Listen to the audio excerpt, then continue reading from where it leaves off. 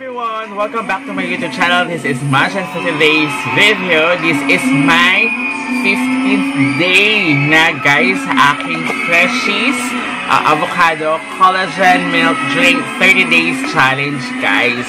So ayan, for 15th day ko na, so I promise gagawa ko ng video para at least to discuss kung ano ba magiging progress or ano bang na-feel ko, and of course for this video din as well, try natin naman Yakult, and gagamitin natin yung free tumbler na dumating sa akin last time na nag-unbox tayo.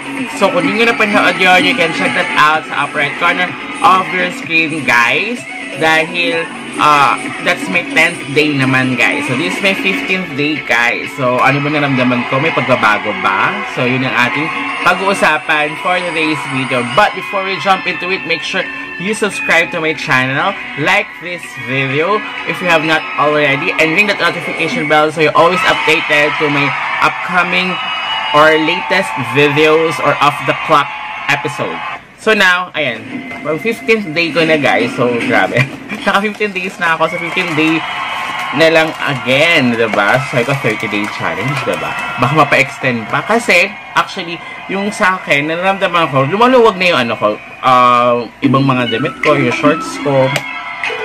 Papakita ko yan sa inyo. Pero sa face, I think, budi ko talaga mukha ko eh. I don't know. Parang sobra. So, gano'n pa rin naman. So, hindi naman kasi ako masyadong ka-active kasi or talagang masyadong nag-exercise. So, I think talaga mabagal yung progress pagdating sa physical ko. But sa akin naman, nararamdaman ko na yung maganda yung tulog ko guys. As in, tuloy-tuloy yung tulog ko. Hindi na ako nagigising masyado sa madaling araw, ganyan. Kapag after ko minom nito, hindi na ako nagugutom talaga. Kadalasan kasi nagmi-midnight snack pa ako way back before ako nag-try nito guys. So now, diba sabi ko aning natin to, but kasi na-try ko muna timplahin siya here bago ko siya ilagay doon. Nilagay ko lang siya doon. I don't know. Ano ba? Wait. Sige na nga. Ewan ko lang kasi kumuha yung cousin ko ng dalawa. So, hindi ko alam. Pero kasi kung lalahatin ko siya, inisip ko baka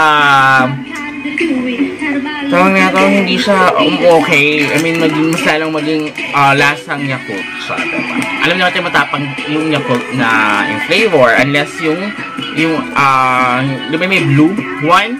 Diba? Wait. At pala yung hulog ko muna.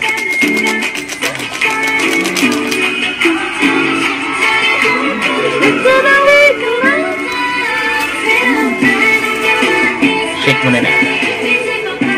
Kasi diba sa ilalim nakakaroon siya. What now?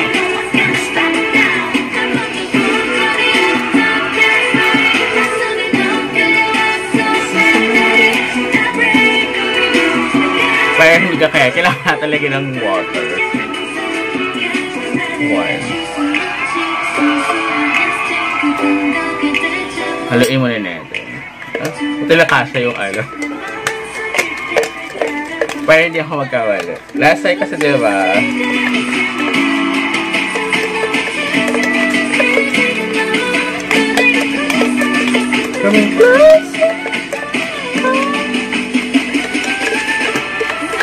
kailangan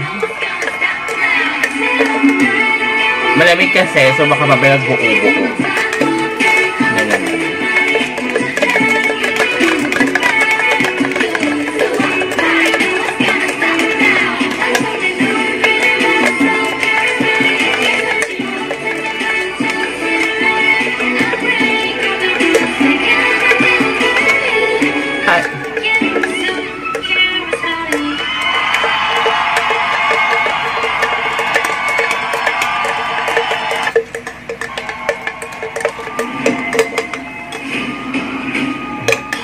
Meron pa.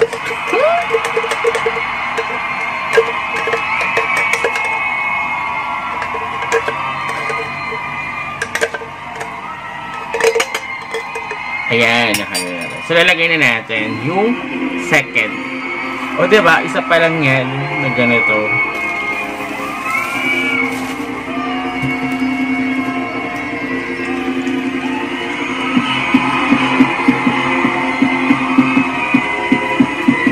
Ilang ml ba to? Kasi yun, di ba yung malaki ng Delight is parang nasa 400 ba? ml? Ito ata is 80 lang ba ata? Ito 60.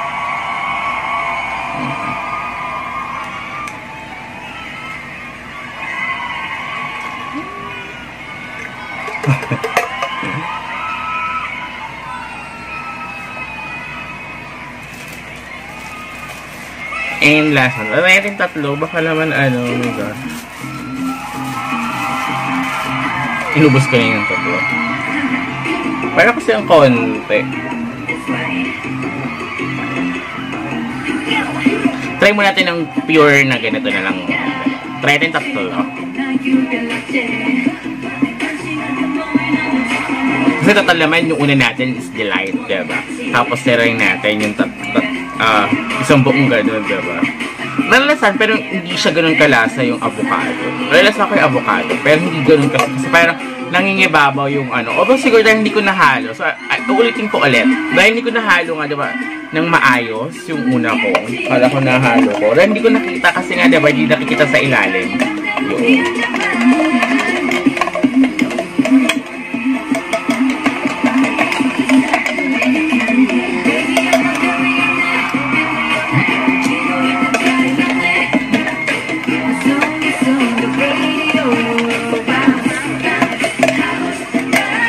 Ganito lang siya kapag tatlo. So, try natin ilagay dito. O, diba?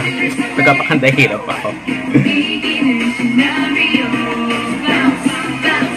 Oh! Sakto lang. 3 pieces of Yakult. Isa ganito. Kung saan yung katulad ng water ko, diba? So, ganito lang siya. O, diba? Hindi pa siya puno. Diba? So, so,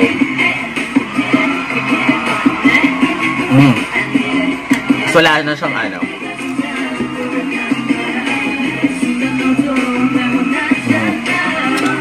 Masarap siya. Kaya lang, mas nalalasa ko yung Yakult. Parang nawala yung lasa nung what do you call this? Nawala yung lasa nung avocado. I think, yung blue neto, kasi alam ko yung blue is parang less sugar siguro. I think ito yung sugar. I don't know ang pagkaiba nila. Parang ganun yung ano. Basta may pagkakaiba sila kasi. Alam ko mas less siya from this one. Kasi ito yung red eh. Talagang mas, parang mas matamis yung lasa niya, diba? I love Yakult. As actually, yung una kong nagustuhan talaga Yakult. Ever since kesa kay Delight.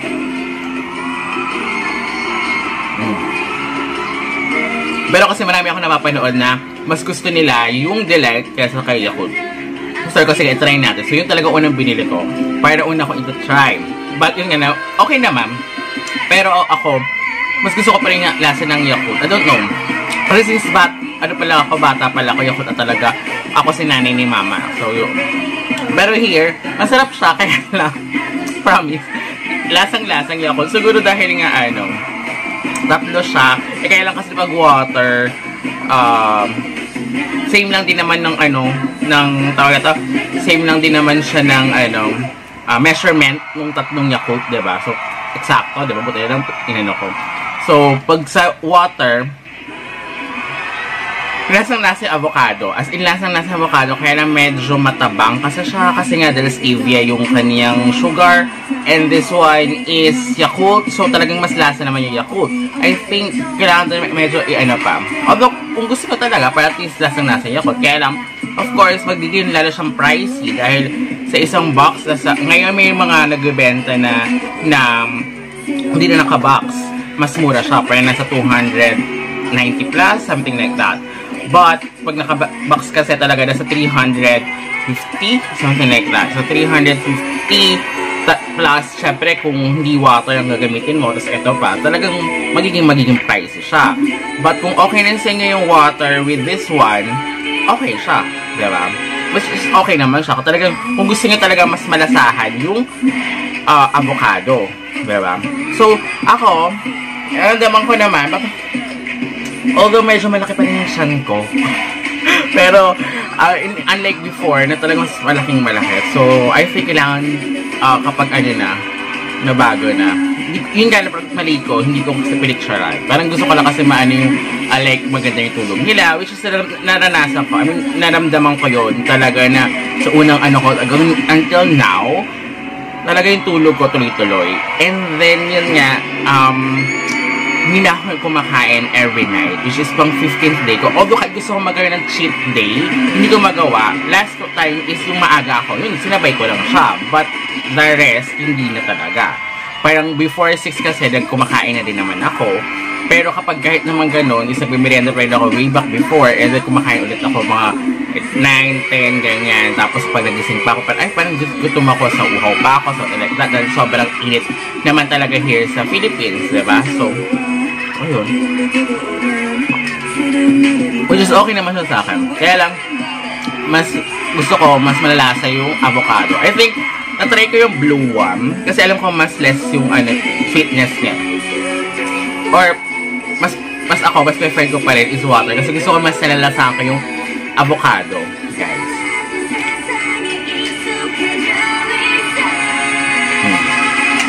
Ayan, nahalo ko na maigi. So, talagang lasang-lasa. So, talagang ganun din yung mangyayari sa Delight.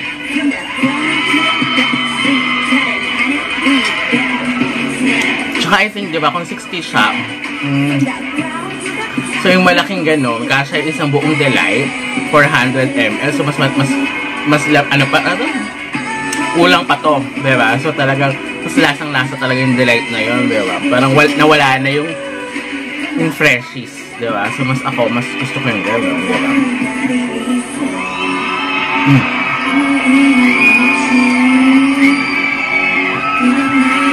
So, kung gusto nyo siya, try nyo na siya, guys. I love it. So, until next time, guys, goodbye. See you sa aking pag 20th. Magkakita ulit ako. So, see you. And pag 20th, ko na try ko yung blue one.